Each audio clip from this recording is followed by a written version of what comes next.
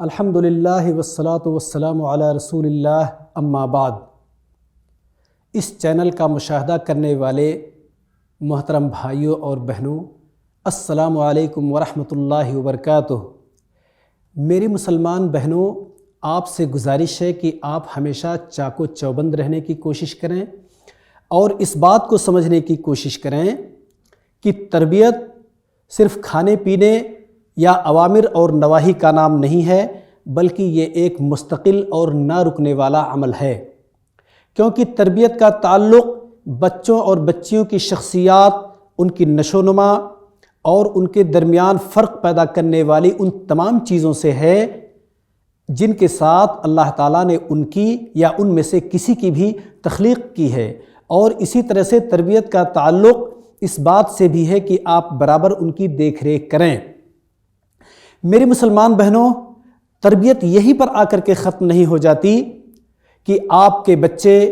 علمی میدان میں بہت زیادہ ترقی کر لیں یا بہت زیادہ دیندار بن جائیں، بلکہ اس سے بھی آگے بڑھ کر تربیت کا تعلق اس بات سے بھی ہے کہ آپ ان کے مسائل، ان کی پریشانیوں اور ان کی سمسیاؤں کو تلاش کرنے کی کوشش کریں اور اس کے بعد ان کا حل نکالنے کی کوشش کریں،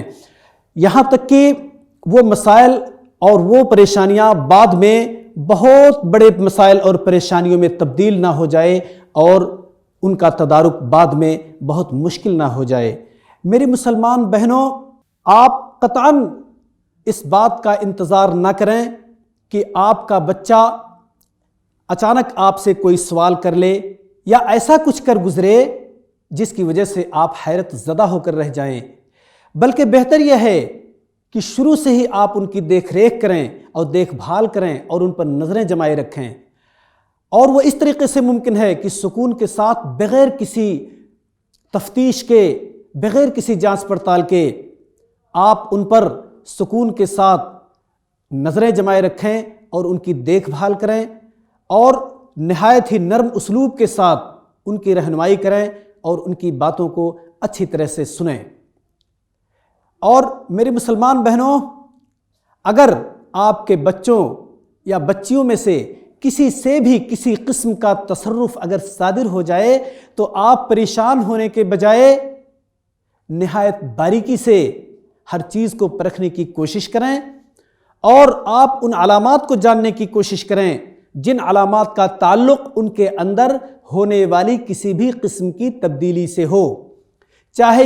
یہ تبدیلی ان کی بہتری کی طرف ہو یا بدتری کی طرف ہو،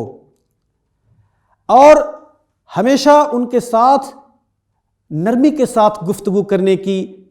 عادت ڈالیں، اور اسی طرح سے مسائل چاہے جتنا پیچیدہ کیوں نہ ہوں، ان میں سے اگر وہ کسی بھی مسئلے کے بارے میں آپ سے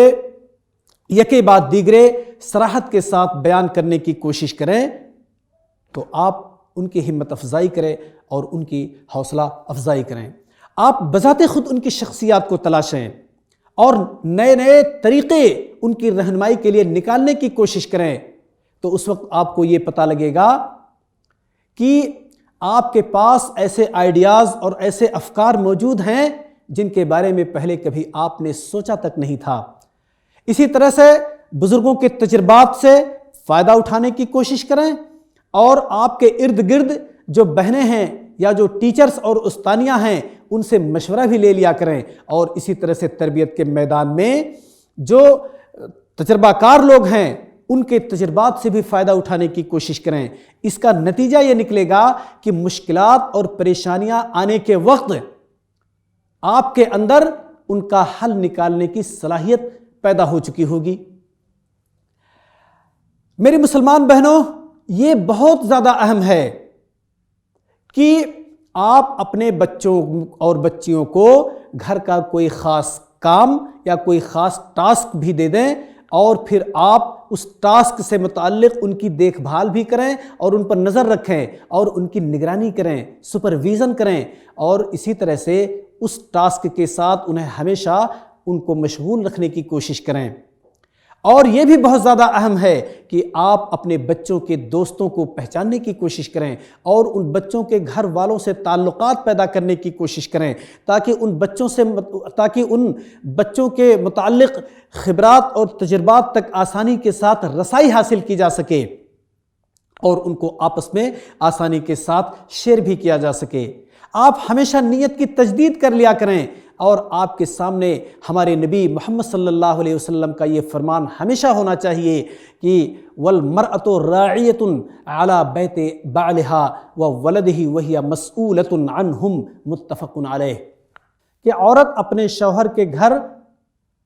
اور ان کی اولاد کی دیکھ بھال کرنے والی ہے